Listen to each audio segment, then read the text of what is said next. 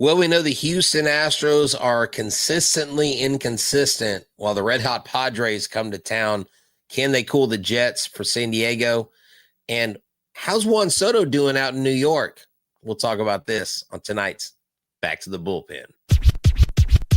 I'm looking to the bullpen to bring my lefty in. Keep the lead and make your team look pedestrian. It's in your wheelhouse, we'll swing for the fence. You know it's money around here, man, I ain't talking expense. Strike one, heat a low in the way you can't hit it. You know you want to start a rally, but you better forget it. Strike two, off speed, same spot, your car looking. Get ready at the plate, this time you're not cooking. Strike three, swinging out of the zone. You ain't even touch it first. Tell me how they gonna drive you home. Walking back, looking like we ain't cool then. The game's over, might as well put them back to the bullpen, oh yeah. Hey, everybody, and welcome back to the Bullpen. I'm H-Town Wheelhouse, and Mike Stanton is here, but he will come back here momentarily. We're having some issues with the technical side of things, but while we're waiting on Mike to come back to the camera, come back to the show, just let you know, I'm H-Town Wheelhouse. Mike, if you're here, but there you are, there he is. Let's see if we can bring him on, add to the stage. There's Mike. All right. Go ahead. It's going to take me a second to get everything set back up. Okay. This is the beauty of live podcasts. It is. Hey, there you There go. we go. Hey. You are live and in person. There's that ugly mug. Tommy Grubb says, yo, yo, yo. What's up, guys? Hey, you know what? But isn't that an appropriate start to Back to the Bullpen with how the Astros season has gone? Hey, well, listen, to say it's been hot or cold, I think is an understatement. The offense is still, oh my goodness, how thankful are we of having Hunter Brown, his last outing in that middle game, that 3-game series in St. Louis. He just went out and absolutely dominated and shoved. And offense has still been questionable. That whole series, the offense did not do much. 3 runs in the first game, and they were all in the top of the 8th or top of the 9th. I mean, that was a swing, I think, by Pena to drive the ball out of the ballpark. They scored a couple runs in game 2, but the Astros pitchers were able to throw a shutout. And then game 3, yet again, just not any offense to speak of. Oh, exactly. It was just insane that, oh man, it just so frustrating because you've got a lineup chock full of hitters, not just, I mean, you got now one of the hitters that when you look at all the expected numbers, Jeremy Pena is having a better season overall. He's lifting the ball more and all that stuff. His expected weighted on base average is, high. I mean, he hits all the top percentiles in the expected world, but it's not getting it done. I mean, you're getting guys on base, but they're not scoring.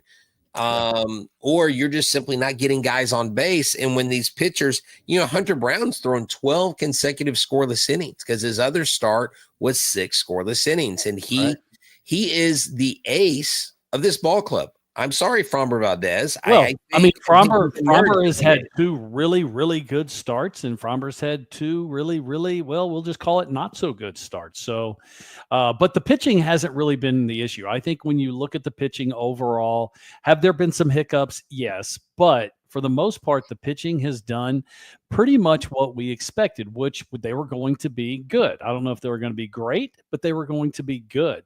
Right. The question was always the offense. And I think where we really are scratching our head is, really the middle of the lineup. I mean, you expect Altuve to swing the bat well. And he has gotten off to a good start.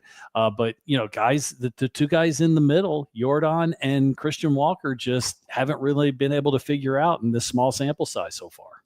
Yeah, they have been absent. But everyone I talk to in baseball, whether it's Javi Pena from, Locked On Padres or, I listen to what you have to say about hitters and what you know with your experience and just listening to the talking heads, guys like Roflo and, D-Row and all those guys at MLB Network, Jordan's not going to continue this. He's too good of a hitter to stay down. Yainer Diaz isn't a career 190 hitter behind the plate. Cam Smith, I think, is hitting 200, which is not terrible right now because of everybody around him.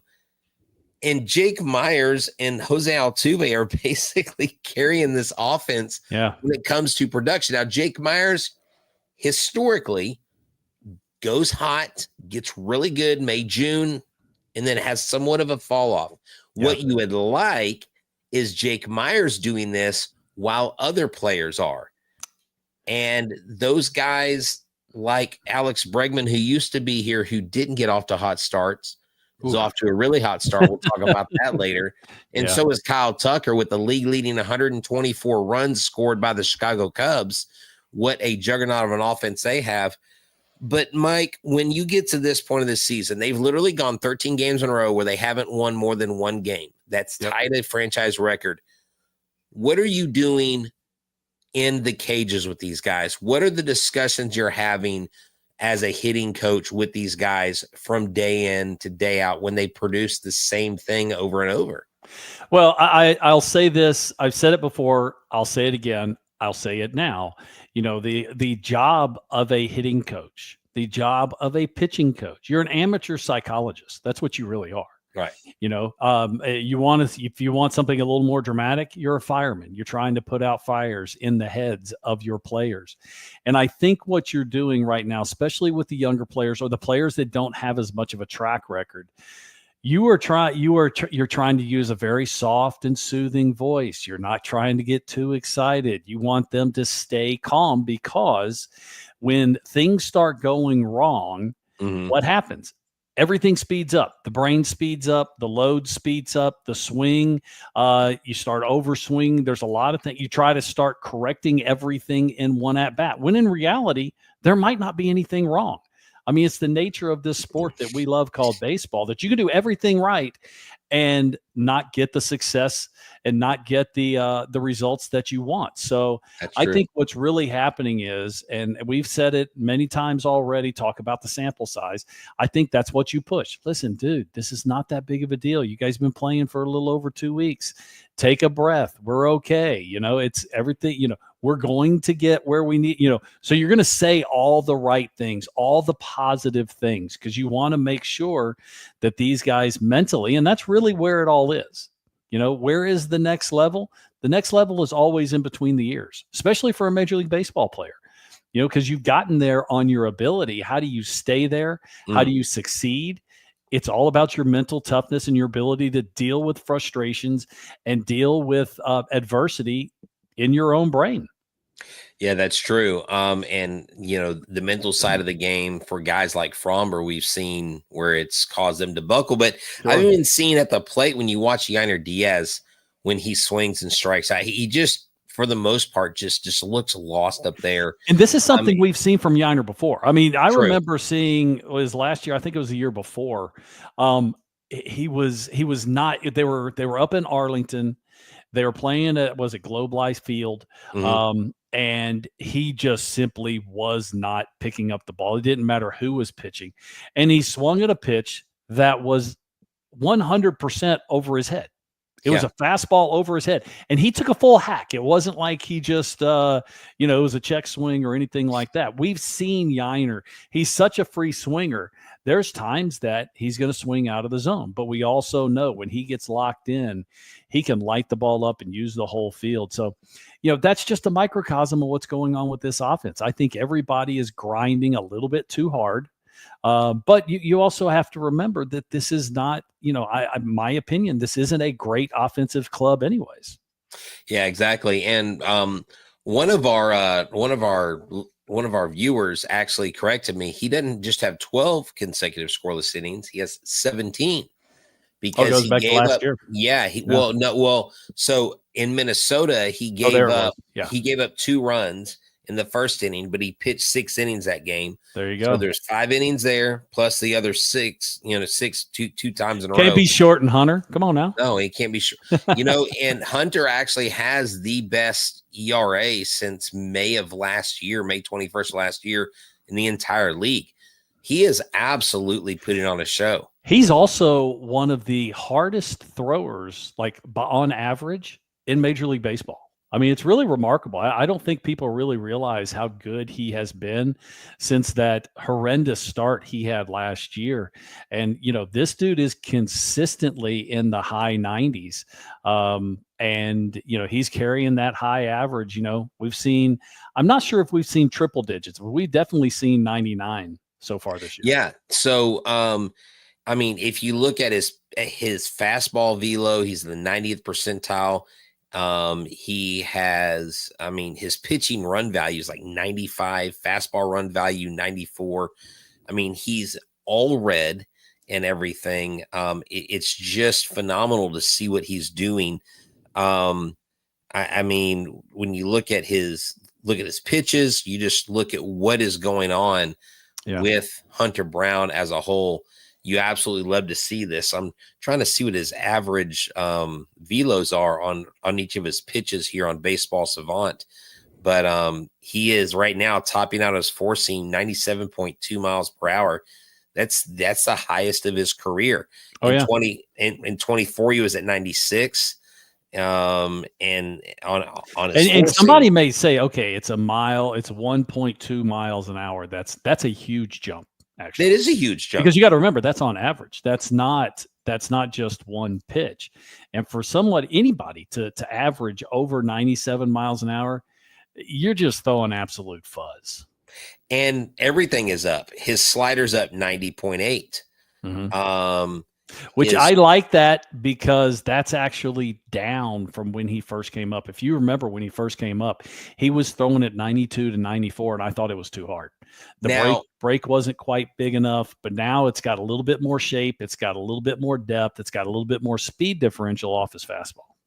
So when you look at his cutter is at 1.5 miles per hour higher. Yeah. His sinker is like almost a full mile per hour over what it was.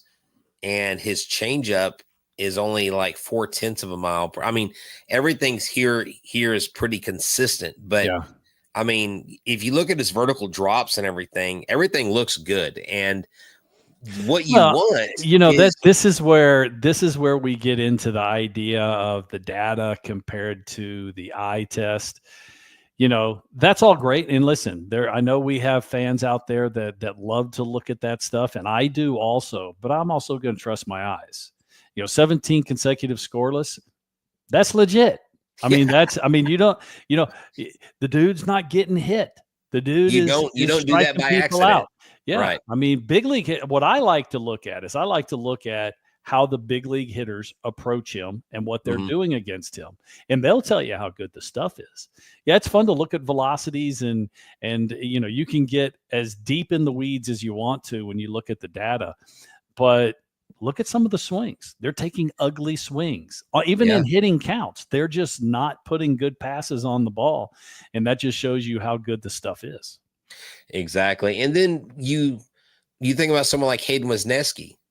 The number 5 guy just struck out a career high 11 strikeouts in a game. I mean, he's doing things that you just hope that he comes in and just contributes. Well, he's really been a sustaining force at the back end of that bullpen. You had Spencer Arrighetti go down with the injury. You have Ryan Gusto starting for him on Friday night versus the Padres, who Ryan Gusto's 1-1, and Ryan Gusto's done really good, a hard thrower, big body pitcher. But when you've got a guy in the front like Hunter Brown, like Framber Valdez, and then you can bring it all the way to your 5th guy, Hayden Wesneski, that's promising because if Lance McCullers Jr. continues to progress and he's getting close, he's getting closer and closer, you can have a 6-man rotation and you can rest these guys. You can extend the time these guys get to recover. And hopefully this pitching sustains itself and the hitting catches up because the Padres are coming to town, Mike. And we are facing 3 pitchers that are very good from the for the Padres this year. And they've got a new guy on the mound going this year. His last name is Hart. I don't know if you've heard of this guy. He's pitching out of his mind. Yeah. Well, Then listen, they're 11 games over 500. yeah, so they're I mean, so what's happening in Southern California as far down as you can get? They're clicking on all cylinders. So the true. Astros, you know the statement I like to use. They need to buckle the chin straps because this is going to be a battle if they're going to be in this game. These games, but you know what? This is a good barometer to see where this team is. I mean, if the Padres come in to Daikin Park. Did I say it right? Daikin? I think I said yes. It. They come into Daikin Park in your home field and they boat race you. You know, there's something to be said about, okay, well, you know, there may need to be some things that have changed. But if you're competitive, even if you don't win the series, if you're competitive, when you're talking about the number one team in Major League Baseball right now, I think that you can feel good about that, like I said, even if you don't win the series. Yeah, definitely. Kyle Hart is the guy's name. I just became privy to who Kyle Hart is. But the other two, I definitely know who they are. And Michael King with the Padres, who's pitching excellent 3-0 on the young season. And then Dylan Cease. Dylan Cease is 1-1. You know, he has been a mixed bag of goods. Big power arm. Big power arm. I really wanted the Astros to get him a couple years ago. Really yes. wanted to. He would have. Can you imagine Valdez, Cease, and Brown? Yeah. You know, the thing about Dylan Cease is, you know, he had the good season with the White Sox a couple years ago that, I mean, he's another guy with, just crazy. I mean, he throws hard like Hunter Brown throws. I mean, that's what he does. Right. Was actually probably the leading candidate, if not leading candidate, right there at the top for Cy Young at the time. And then he hit September and he just fell off the cliff. And it's been hot and cold since then. He had a good season last year. But he's one of those guys that if he ever figures it out, I mean, you're talking a Cy Young caliber pitcher. This guy can shut down any offense when he's got it rolling. Yeah, and you hope that these guys are not on their game. Yeah, right. I mean, hey, they're due for a couple bad games. They are. Well, look, this is one of those series. Now, I don't know if you call it a trap series this early in the season, but it could be a trap series. Jackson Merrill is actually out on the IL, so that's good for the Astros, not good for Jackson. We don't wish anybody to be injured. Right. Xander Bogaerts hasn't really performed well. When I was talking to Locked On Padres host, you know, he basically said, this is Fernando Tatis Jr.'s team. And he said he is the player that can carry an entire offense on his back. And he's doing it this year. Yeah. Manny Machado is there. Ha-Seong Kim. They've got so many different people on here that you can look to. They actually have a couple Astros on their team that people might be familiar with. Yeah.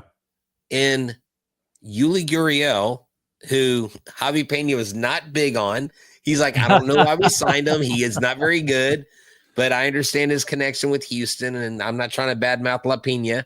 And then one Martin Maldonado, who is the backup catcher, who's had a couple key moments for the Padres. Yeah. So welcome home, Martin Maldonado. There's going to be a tribute video for him, which is cool. Like there was for Yuli. There was for Yuli, but Mike, okay, I'm going to ask you about this. They did a thank you. I don't think they did a video. They did a thank you tribute to Yusei Kikuchi.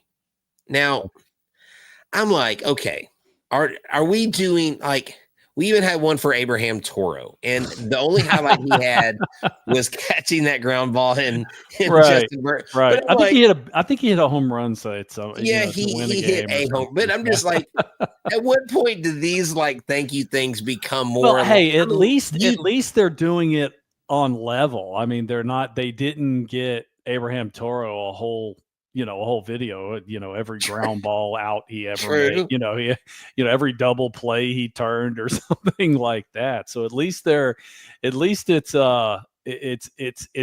relative to exactly how good the player was.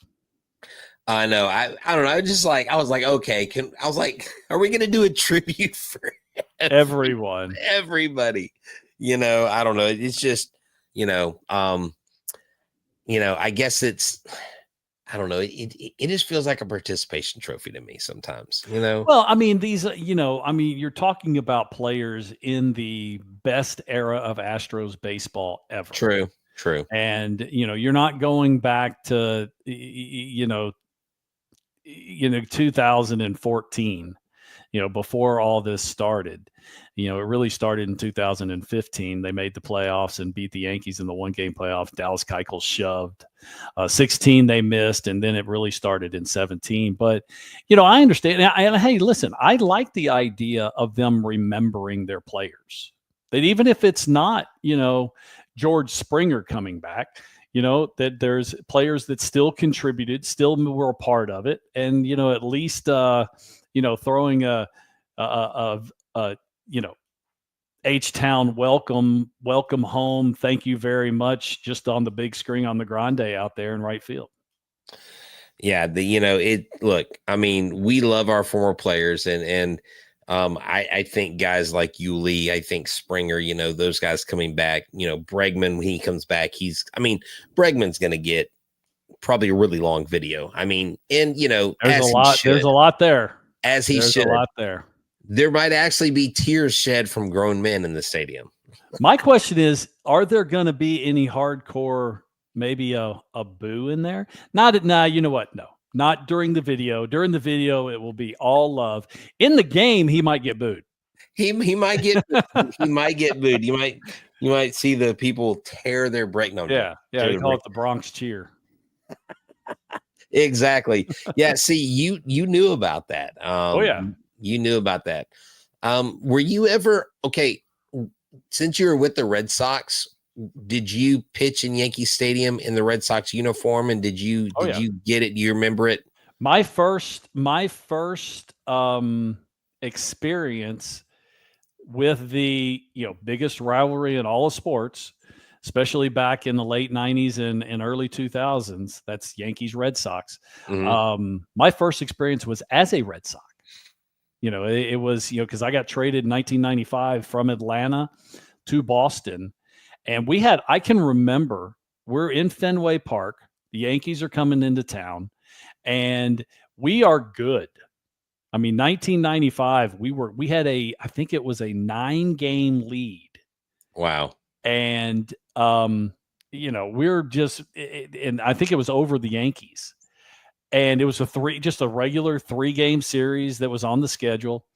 And I walked in the clubhouse at, 3:30, 4 o'clock, whenever it was to get ready for batting practice. And there's no music on in the clubhouse. And, guys like Mike Greenwell are just, they're like game face already. And I'm looking around, I'm like, what the freaking frack is going on around here? And then I actually asked somebody. And they go, the Yankees are in town. And listen, I'm coming from Atlanta. And in Atlanta, one of the things that made us so good back in the early 90s when we started that, we were all young and good and cocky. We couldn't give two flips about who was coming into town. The Dodgers come into town with Strawberry and Eric Davis and Paul Hershiser. And we're like, who cares? Those are old guys.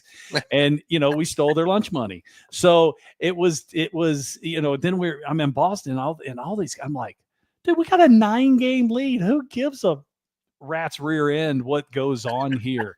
But that was also, you got to remember, that was back before the Red Sox ever won anything. The Yankees had always won. The curse had not been broken. That's right. Thing, right. And that rivalry, even though it was big for the Yankees also, because I turned around, a year and a half later, I signed with the Yankees. And it was big that way too. But the Yankees always had the upper hand because they had all the championships. They always won. The Red Sox never did. But man, did we have some good games and some good rivalry going there in the late 90s and early 2000s, especially when Pedro went over there. Were you there when Pedro got in that scuffle and threw Zimmer? I was not. I think that was 2002. Okay. And I had gone over to Queens and played with the Mets. Okay, you're out. Did you when you saw that? Were you like, man? I don't know. Can you imagine being there during? I mean, that was a wild brawl. The crazy thing was Don Zimmer is as angry as he can be. And you go back to when he was Red Sox manager. I mean, there were times that you thought he was going to have a heart attack right this second, that he would get so incredibly mad. But to tell you the truth, he was the nicest man. He was so fun. Oh my God, the stories and he was just freaking awesome. But when he saw misjustice or he saw something going on and he didn't like it, he had a temper on him. And he, the question is, did Pedro really do anything wrong? I mean, he could have been a little bit softer with what he did. Right. But Zimmer was charging him. Yeah.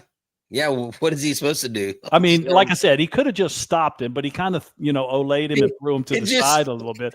But it's like Don Zimmer. I mean, if he ever got a hold, now Pedro wasn't a big guy anyways. Right. If he ever got, what was he going to do? Right. What was Don Zimmer going to do to Pedro Martinez? But it didn't matter.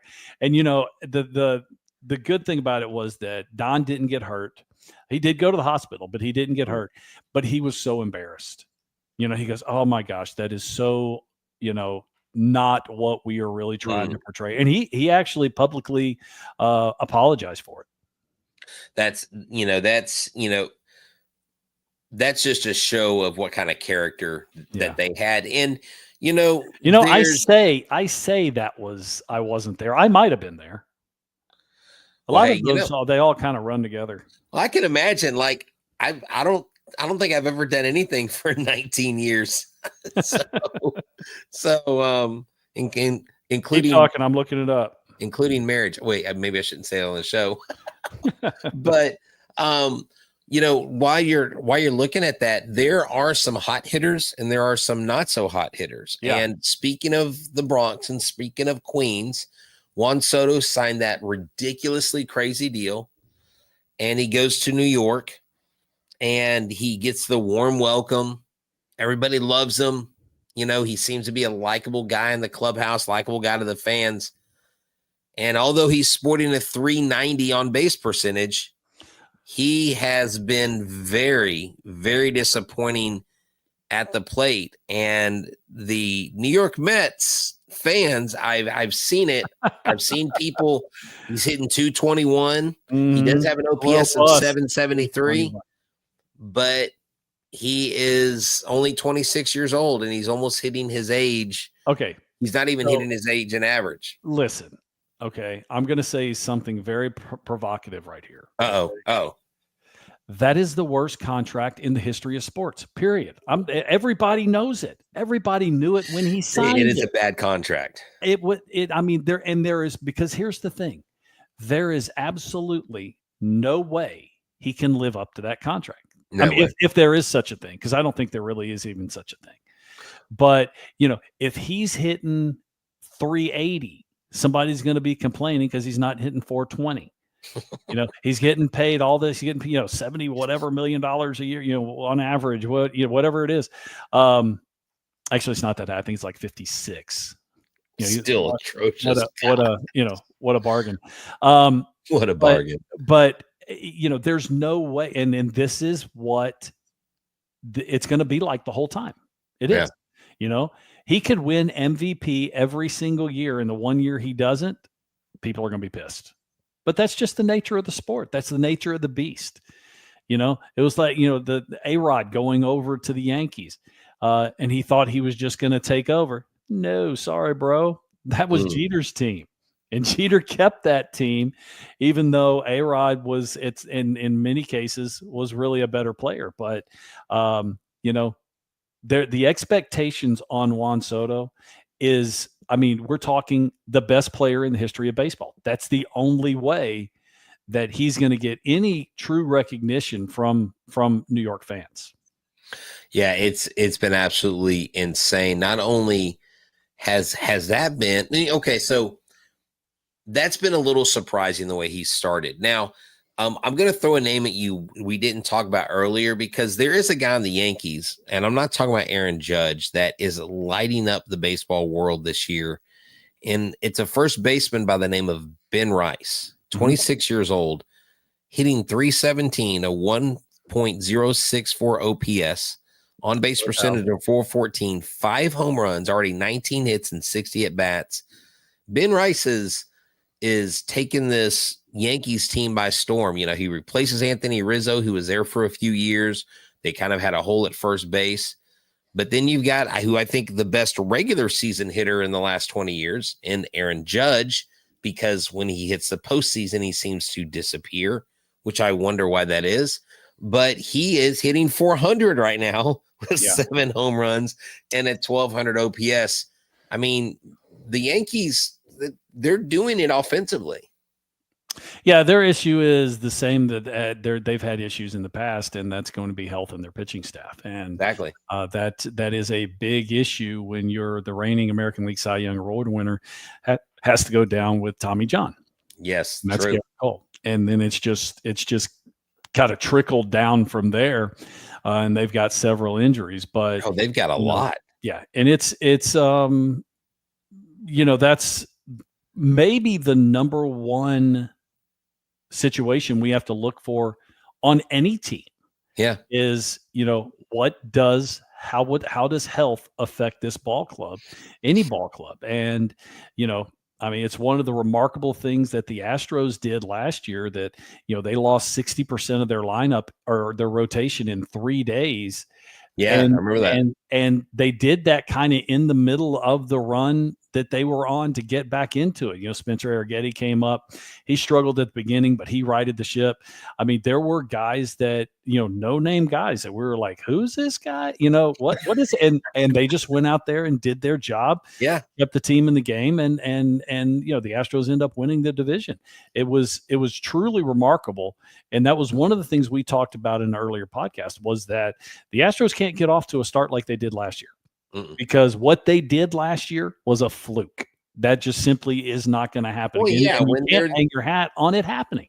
When you're the second team in Major League Baseball to do that, I mean that just tells you that it is an anomaly. And that's why that is what worries me most, is their lack of production offensively. Yeah. That is the part that worries me most, because everybody in the AL West has a negative run differential. Sure. I mean, even the Rangers and the Angels are tied for the biggest negative run differential. The Mariners have the lowest, but they're only 1 game over 500. It is a steaming pile of mediocrity in the American League West. This is a battle of mediocrity. That is, you know what? But it's not just in the West. I think it may be the whole American League, because it seems like every big player that comes a free agent has gone to the National League. That's right. Yeah, because you've got the 11-8 Tigers, 12-7 Yankees, 12-7 Rangers. Well, then you go to the National League, you have 12-7, 12-9 for the Mets and the Cubs. Then you've got 15-4 Pods. 11 games over. I know. You're 19 games into the season. 19, am I doing the math right? Yeah. Yeah. They are 11 games over 500. Hey, if you want to take if you want a pretty good bet, they're not going to continue that. You could probably. Oh yeah. Well, but I think in that earlier you and I were speaking about this before the show. I was asking the Locked On Padres guy, I was like, out of the Astros and Padres, do you see one playoff team or two? And he basically said, I see one. And he said, I think it's the Astros. And I go, so you're keeping your guys out? He goes, we're in the National League West. He goes, we can win 91 games and everybody else could win 92 and we would be out. Yeah. I mean, you have the National League West and you have the National League East. The National League East has powerhouses too. Listen, Atlanta is not going to stay as bad as they have been. Right. Now, are they going to get back in the race? Well, it's going to take a while. We said that about the Astros. It took them a whole 3 weeks, but it's going to take a while to get back in the race. But they are not that bad. The Phillies are very good. The Mets should be, are a good team also. Juan Soto is not going to hit 230. Right. There's another, pretty reasonable bet that Juan Soto is not going to hit 230. I agree with that. Another surprise of who's hot right now is Tyler Soderstrom with the Athletics. He hit his ninth home run today. Crazy. Over 1,000 OPS, a 712 slugging, 315. Look, he only has 15 strikeouts, 8 walks, 18 RBI. This kid's hitting well, and the Athletics are right now, they're a game or two better than the Astros. Yep. And actually, it might be a half game, but whatever. Their Astros are, technically in last place right now.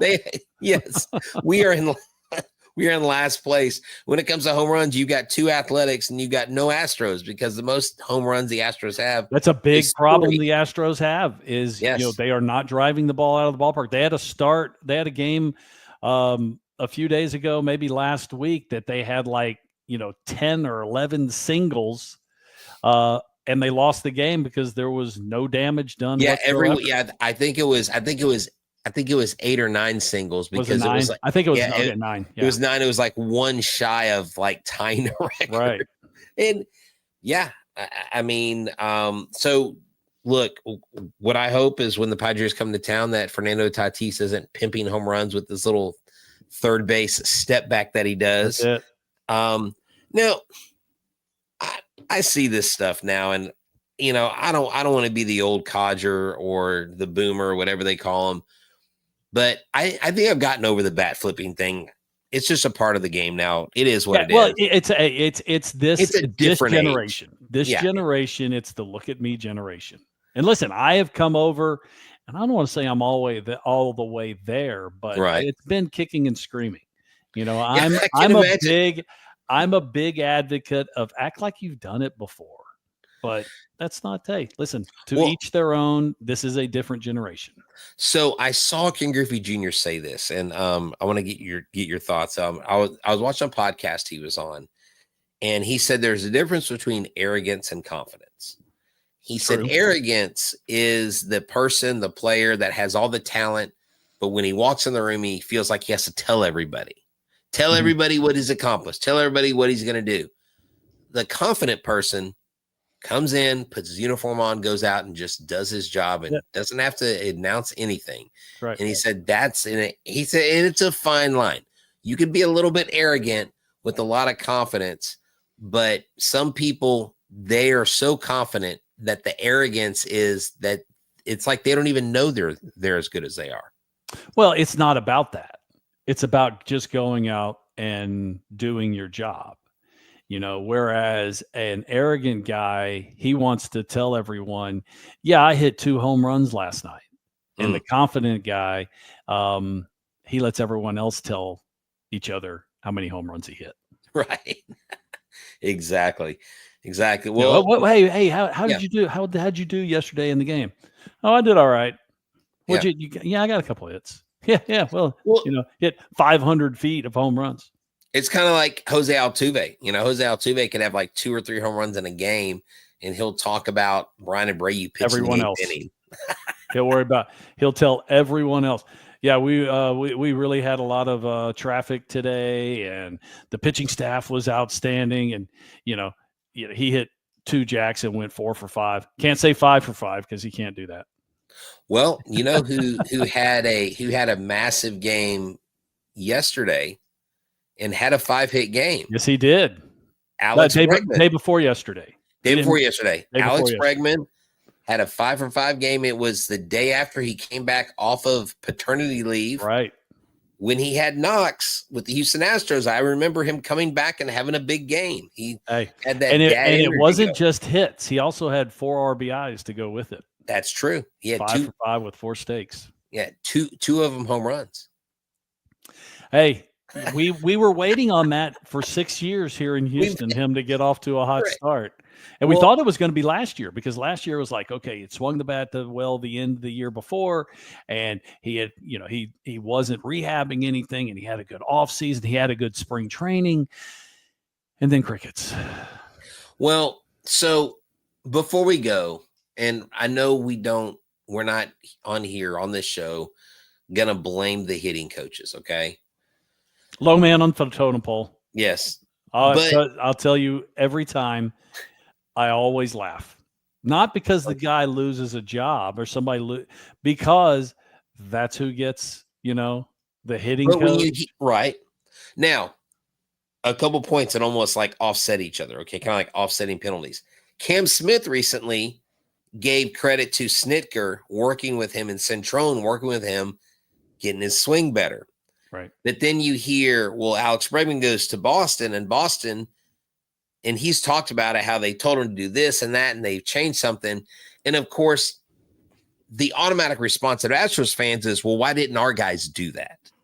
And is it because our guys are the problem? And I'm like, it still comes down to execution, because Mike, Always I can tell you to hold the ball this way, or you got to release, or but you've got to go out and repeat that. You've got to go out and perform that.